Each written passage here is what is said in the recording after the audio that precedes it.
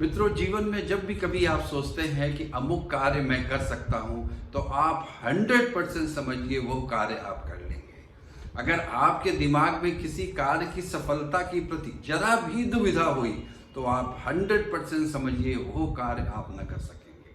अब आप सोचते होंगे मैं कैसी विरोधाभासी बातें कर रहा हूं, लेकिन एक वास्तविकता है कि मन के जीते जीत है और मन के हारे हार।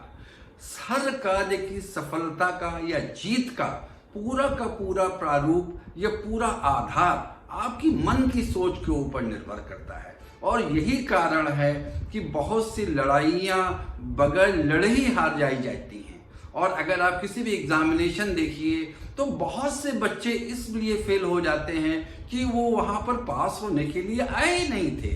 तो ये आपकी सारी की सारी सफलता और जीत इस बात पे निर्भर करती है कि आपका उसके प्रति चिंतन क्या है।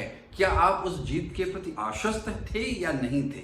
और इस जीत के लिए मैं आपको 4 मुख्य बिंदु हैं, उसके ऊपर मैं आपका ध्यान आकर्षण चाहूँगा।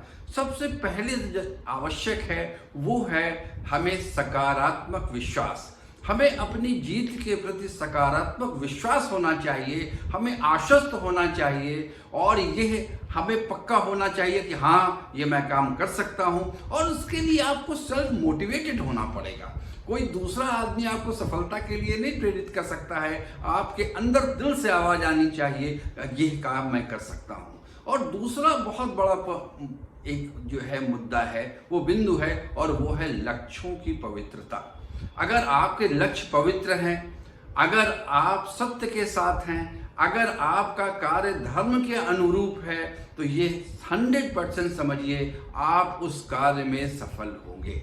और तीसरा एक बहुत बड़ा जो मुद्दा आता है, वो बिंदु है, और वो है स्व अनुशासन।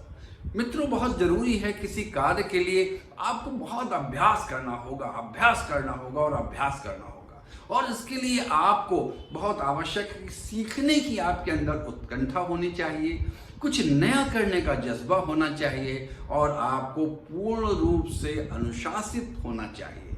और चौथा एक महत्वपूर्ण बात है आपका आशावादी दृष्टिकोण का होना। आपका दृष्टिकोण आशावादी होना चाहिए हमेशा। मित्रों, जीतता वो है जिसका दृष्टिकोण विजेता वाला होता है। हमेशा दिखता है कि हाँ, वो विजेता है, कि आपकी वाणी में, आपके चिंतन में पूर्ण स्पष्टता होनी चाहिए, पूरी सकारात्मकता होनी चाहिए, पूर्ण आत्मविश्वास झलकना चाहिए, और आपके निर्णय हमेशा विवेकपूर्ण होने चाहिए।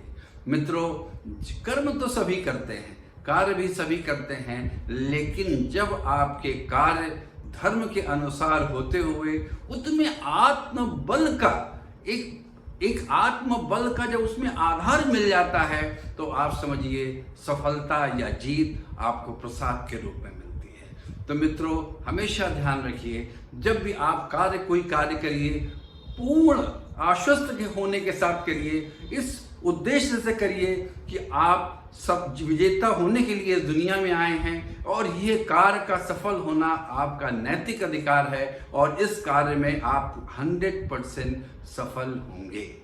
धन्यवाद।